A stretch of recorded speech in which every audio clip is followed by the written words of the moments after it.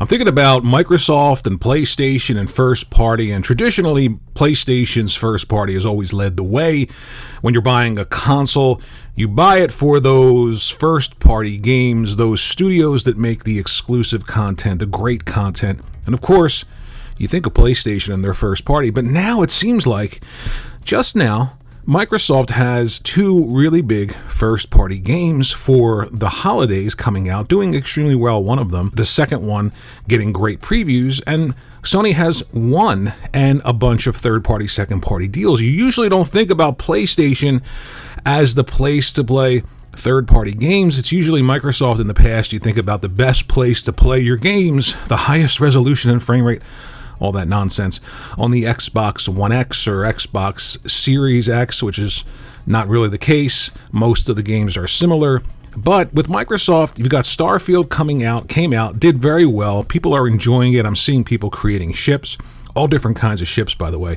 The Enterprise, I'm seeing stuff from Futurama. I'm seeing school buses. It's crazy. And people are enjoying it. They're playing it. That's what's important. And now you have Forza Motorsport coming, and it's getting really glowingly isn't a word. Glowingly is a word, but it doesn't work in this sentence. It's getting glowing praise.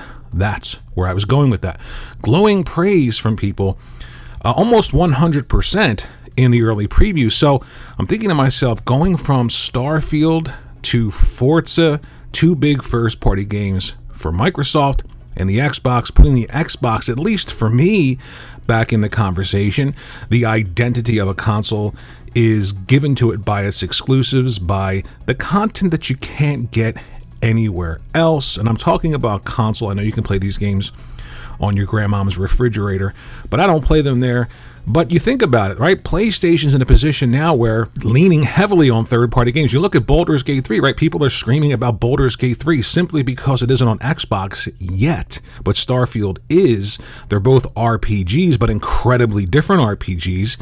Now you've got people screaming about The Crew because it's like Forza Horizon, and yet you can play that game on the Xbox too. So we're in this weird time frame where the PlayStation is the one relying on third party, and Xbox is starting to release very good first party games. Forza Motorsport preview, we don't have the game yet, but based on the reception so far, it looks like it's going to be another really good release after Starfield, and after Redfall, I didn't think that would happen.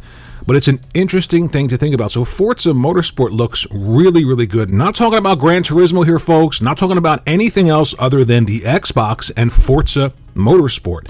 Looks very good if you're into sim racers. I'm not a huge sim racer fan. I love the Horizon series.